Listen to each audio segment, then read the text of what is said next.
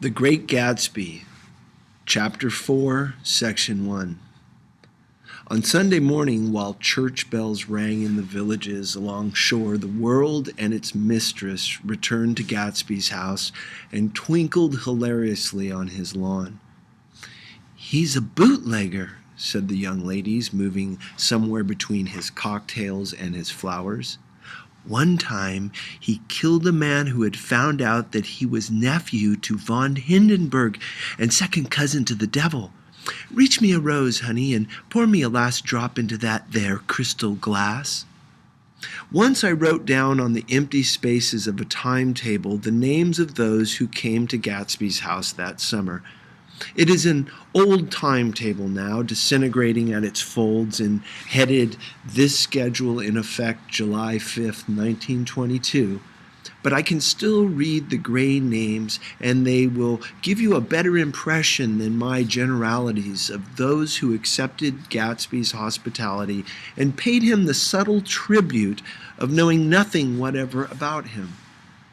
From East Egg, then, came the Chester Beckers and the Leaches and a man named Bunsen, who I knew at Yale, and Dr. Webster Civet, who was drowned last summer up in Maine, and the Hornbeams and the Willie Voltaires, and a whole clan named Black Buck, who always gathered in a corner and flipped up their noses like goats at whosoever came near, and the Ismays and the Christies, or rather Hubert Auerbach and Mr. Christie's wife, and Edgar Beaver, whose hair, they say, turned cotton white one winter afternoon for no good reason at all. Clarence Endive was from East Egg, as I remember.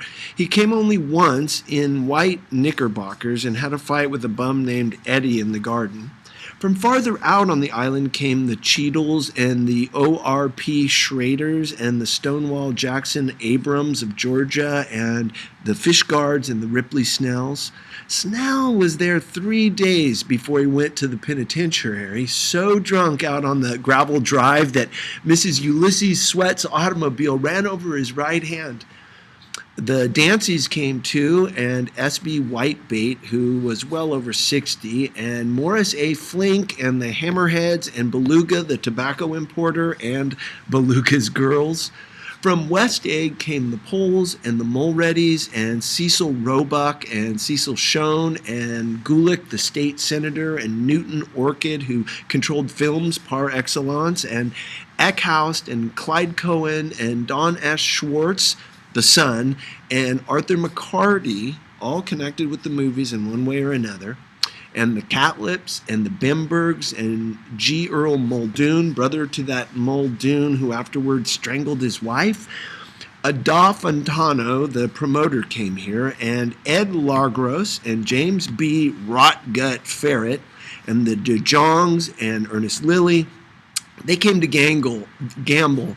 And when Ferret wandered into the garden, it meant he was cleaned out, and Associated Traction would have to fluctuate profitably the next day. A man named Klipspringer was there so often and so long that he became known as the Boarder. I doubt if he had any other home.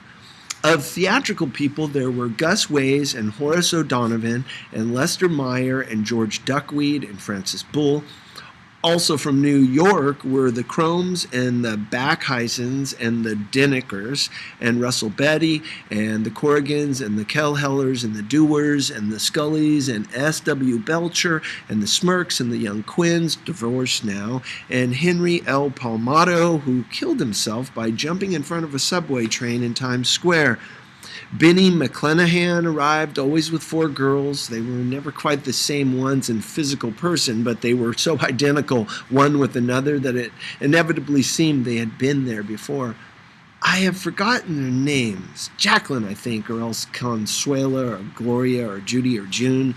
And their last names were either the melodious names of flowers and months, or the sterner ones of the great American capitalists whose cousins, if pressed, they would confess themselves to be. In addition to all of these, I can remember that Faustina O'Brien came there at least once, and the Bedecker girls and young Brewer, who had his nose shot off in the war, and Mr. Albruxberger and Miss Hogg, his fiancée, and Ardita Fitzpeters, and Mr. P. Jewett, once head of the American Legion, and Miss Claudia Hip with a man who reputed to be her chauffeur, and a prince of something whom we called Duke, and whose name, if I ever knew it, I have forgotten. All these people came to Gatsby's house in the summer.